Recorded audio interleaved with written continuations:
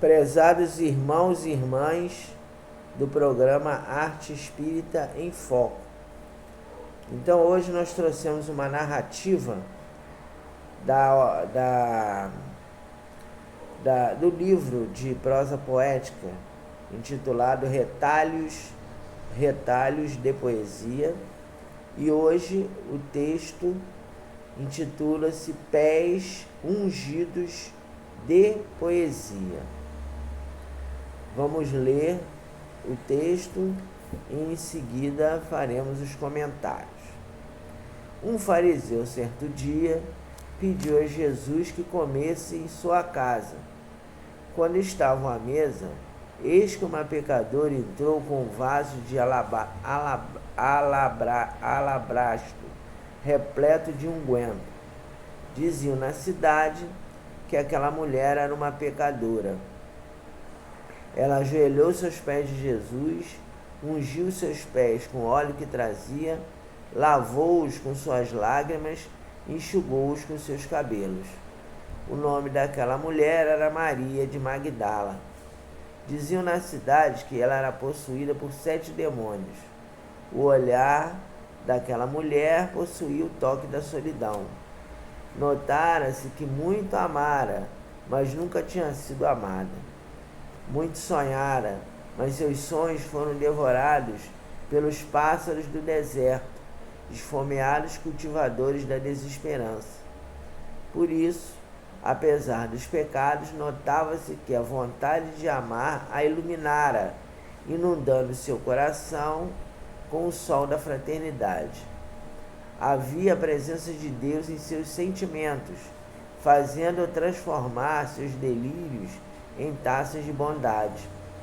O fariseu, notando que Jesus aceitava de bom grado a entrega de amor daquela mulher, murmurou: este coloca-se como um poeta divino, detentor de rimas celestiais, cantor do infinito, que carrega nas mãos a métrica de Deus.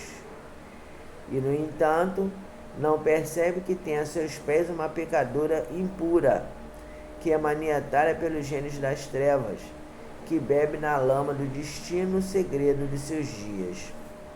Jesus, captando o pensamento preconceituoso daquele homem, disse a Pedro: Simão, certo credor tinha 2 devedores. Um devia-lhe 500 dinheiros, outro 50. E o credor, movido pelos encantos dos poemas da madrugada, perdoou a ambos.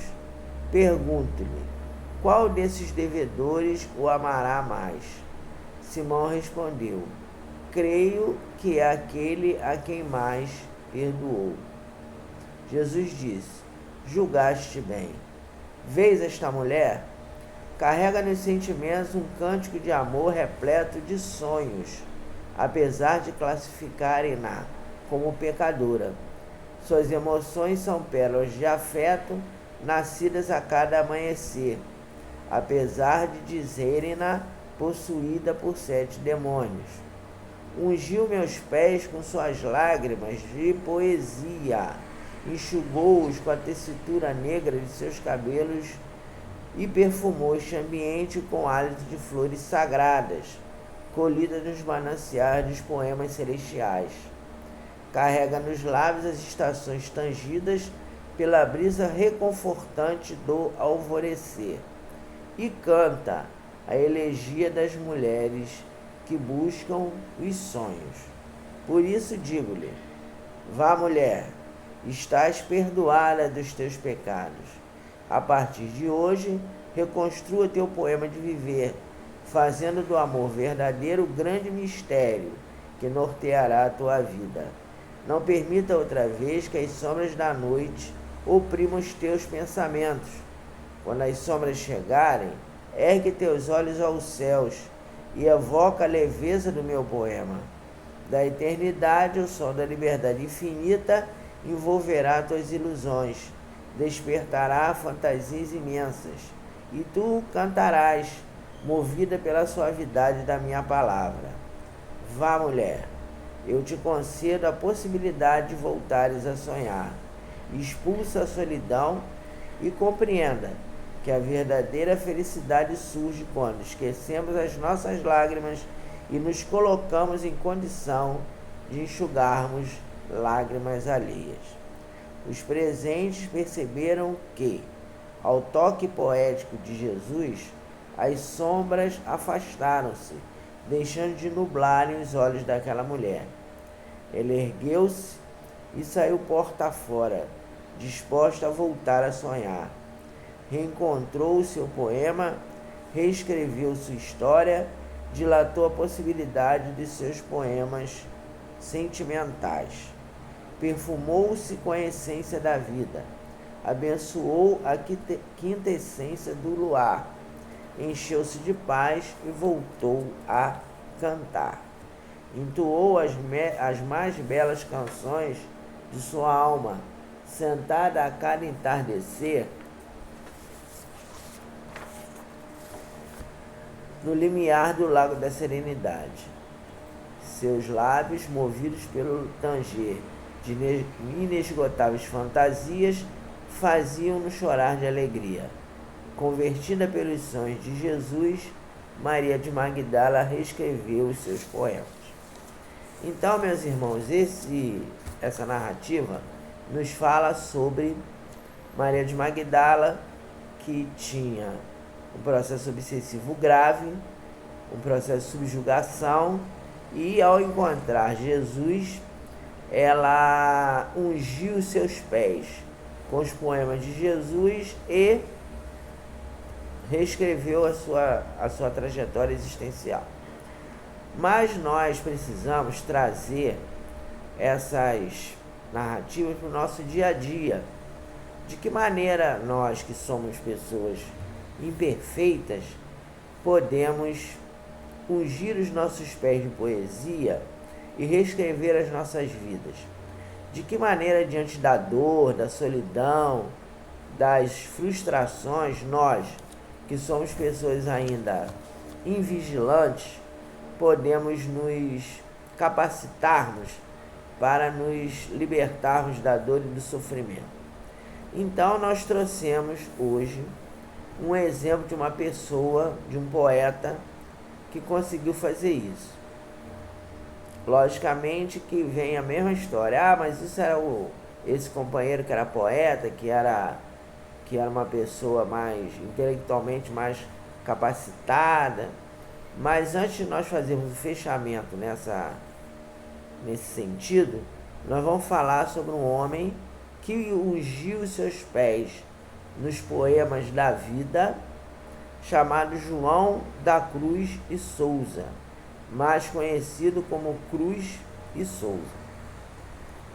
Então, Cruz e Souza nasceu em 1861, na cidade de Desterro, que era o nome daquela época da cidade de Florianópolis. Naquela época, Florianópolis chamava-se Desterro.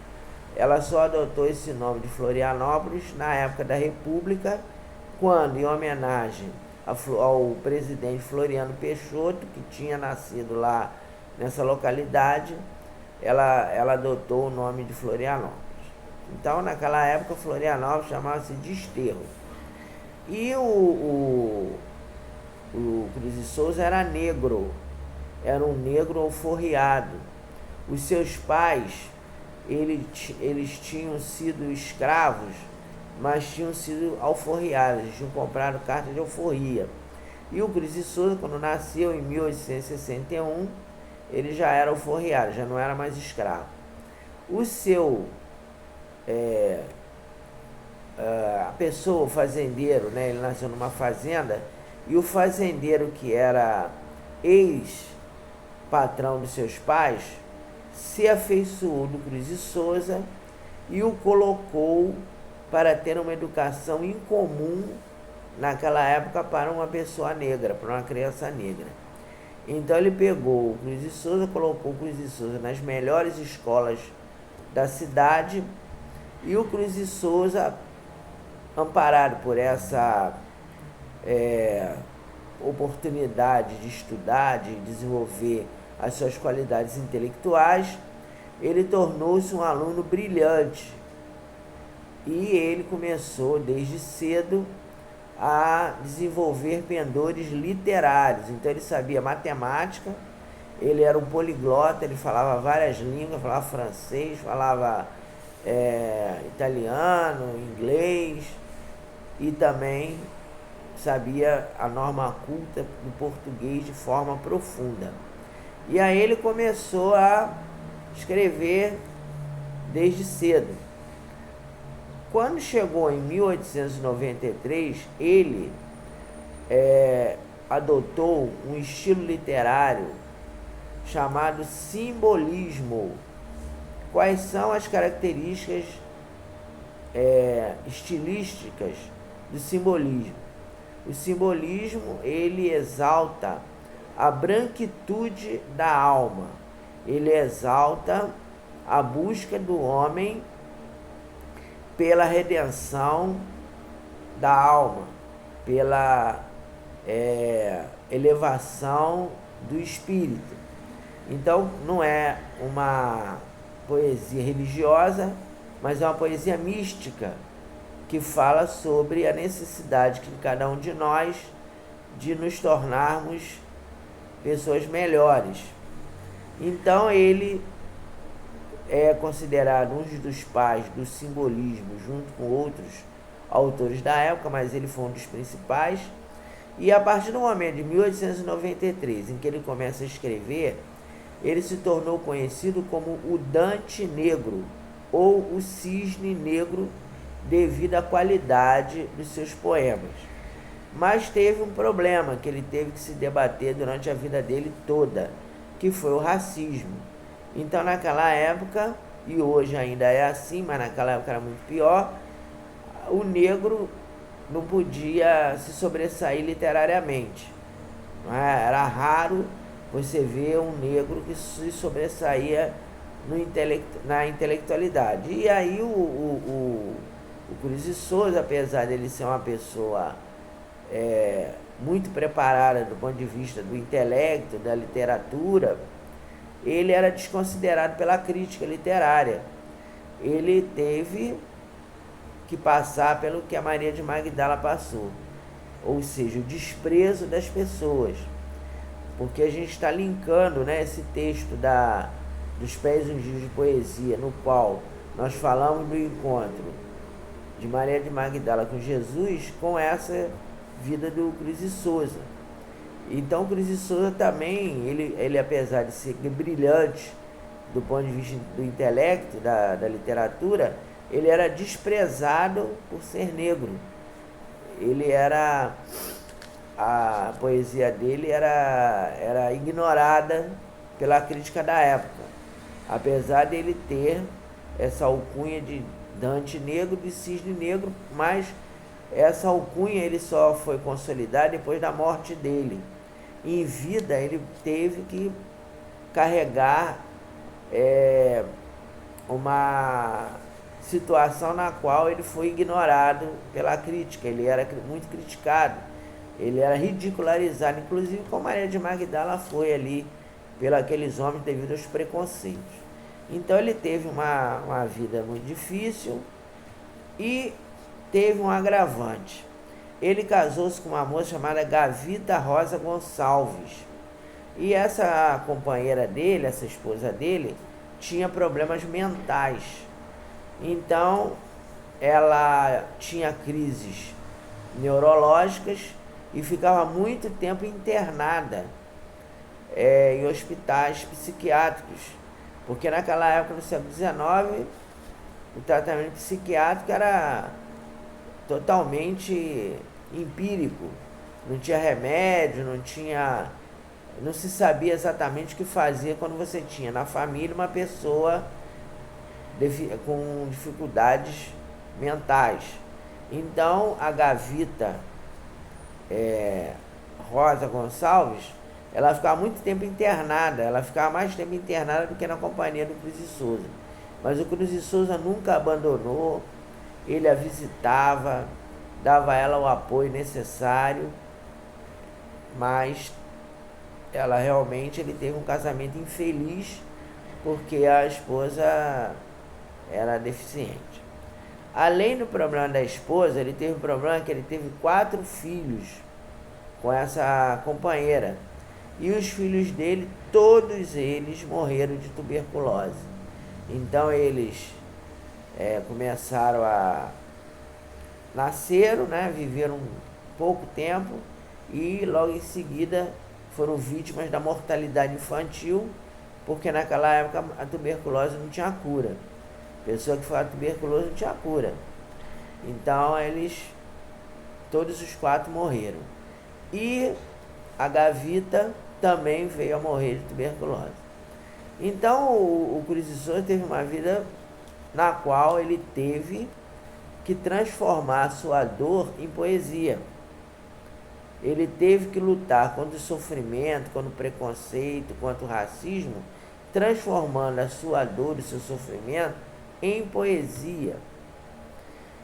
E ele veio a morrer em 1898, com a idade de 36 anos, em Minas Gerais, vítima também da tuberculose. E aí nós trouxemos aqui para vocês um soneto do Cruz de Souza, que a gente vai ler aqui para vocês verem, vocês terem uma ideia de como o Cruz de Souza tinha os pés ungidos de poesia, quer dizer, ungidos na poesia das provas existenciais. Então esse soneto é intitulado Enlevo e nos fala e nos fala o seguinte: da doçura da noite, da doçura de um tenro coração que vem sorrindo, seus segredos recônditos abrindo, pela primeira vez a luz mais pura, da doçura celeste, da ternura de um bem consolador que vai fugindo pelos extremos do horizonte infindo, deixando-nos somente a desventura. Na doçura inocente, imaculada, de uma carícia virginal da infância, nessa de rosas fresca madrugada. Era assim a tua cândida fragrância, arcanjo ideal de auréola delicada, visão consoladora da distância. Então esse poema mostra o seguinte, que o Cruz de Souza vivia realmente uma vida muito conturbada, muito difícil, com muito sofrimento, mas ele não deixava se abater pelas dores e transformava, sublimava a sua dor em poesia. Quer dizer, sublimava a sua dor em mensagens poéticas que ajudavam as pessoas com as suas reflexões. Aqui eu vou repetir para vocês aqui essa parte do soneto aqui para ficar bem claro para a gente como é que o Cruz de Souza encarava, né, a sua vida. Era assim tua cândida fragrância, arcanjo ideal de auréola delicada, visão consoladora da distância. Quer dizer, então ele percebia nas pessoas ao seu redor uma cândida fragrância com auréolas delicadas, mas a distância significa exatamente o sofrimento que tem que ser vivido de forma a sublimarmos a dor e não nos vergarmos diante das dificuldades. Então a gente trouxe aqui o exemplo do Cruz de Souza, e ele inclusive foi um dos poetas que fizeram parte do Parnaso de Além Túmulo. Se a gente pegar o Parnaso de Além Túmulo, a gente vai ver que lá no livro de estreia do Chico Xavier tem alguns poemas, acho que 2 ou 3 poemas do Cruz de Souza. E a gente vê então que ele já era um espírito já que tinha uma elevação, né, espiritual, devido a essa maneira que ele teve de encarar aqui no plano terreno os seus sofrimentos. Então a gente trazendo aqui para nosso cotidiano, nossa vida, a gente vê o seguinte, que nós, muitas vezes, reclamamos muito das nossas dores, né? A gente tem momentos, então, por exemplo, essa pessoa como ele, que tem alguém na família doente, pessoa que tem problema mental ou problema grave de saúde, doenças congênitas, são situações provacionais muito difíceis. De que maneira, então, nós temos que conviver com essas dificuldades? Nós temos que conviver com essas dificuldades amando o nosso próximo. Não ficando com aquele posicionamento que nós somos os mais sofredores do mundo, que Deus não está presente na nossa vida, e não olhando para o lado e não vendo aquelas pessoas que são muito mais sofridas do que nós. Então nós temos que ampliar o nosso olhar, ungir os nossos pés, quer dizer, ungirmos as nossas decisões, o nosso livre-arbítrio com a poesia de Jesus e compartilhar afeto, sinceridade, beleza, poesia que eu digo, não precisa você ser poeta para você compartilhar poesia. Se você for uma pessoa amorosa, uma pessoa delicada, uma pessoa que valoriza os seus entes queridos, você está compartilhando poesia. Poesia tem que ser entendida de forma mais ampla. Logicamente tem pessoas que sabem escrevê-la, mas tem outros que sabem admirá-la. E aqueles que sabem admirá-la são aqueles que vivem poeticamente. Então, ao fazermos isso, nós estamos com os nossos pés ungidos da poesia de Jesus. Ou seja, apesar da dor que estamos vivenciando, a gente não vai parar para ficar reclamando da vida. Não vamos sentar na beira do caminho e ficar reclamando, falando que a nossa vida é péssima, por que Deus está fazendo isso comigo, eu não mereço isso. Então não adianta reclamar. E mesmo aquele que é aquela pessoa que às vezes está inválida, né? Porque às vezes a pessoa fala assim, mas eu já estou em cima de uma cama, já estou inválido, como é que eu vou ajudar o próximo, eu estou inválido? Ore por aqueles que sofrem.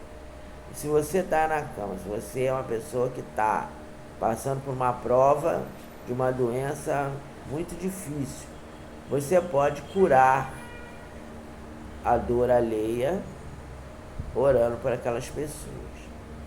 E a gente queria fazer um comentário aqui, com todo respeito ao cineasta que fez isso, esse filme. Outro dia nós assistimos um documentário chamado A Escolha de Lara, falando sobre uma senhora que escolheu a morte assistida porque ela não estava suportando a sua dor. E aí o cineasta fez o documentário achando que a atitude dessa companheira está correta. Nós dizemos pela doutrina espírita que eutanásia é suicídio perante a lei divina. Somente Deus que pode tirar. Então, se essa irmã, ao invés de se suicidar, de pedir a morte, ela tivesse exemplificado a capacidade de resignação, coragem e persistência diante da dor, seria muito mais produtivo para ela enquanto espírito imortal do que simplesmente ela entrar na justiça e pedir aos médicos que a levem à morte assistida para se livrar de algo que ela não vai se livrar.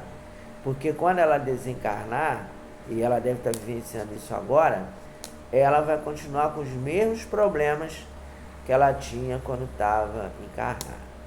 Para que nós possamos ter os pés ungidos de poesia, nós temos que aprender a suportar as nossas dores, não considerá-las castigo de Deus, mas uma maneira de redimir as nossas almas e transmitir àqueles que sofrem todo o bem que pudermos. Essa é a nossa mensagem de hoje. Leiam Cruz e Souza e que Jesus nos abençoe.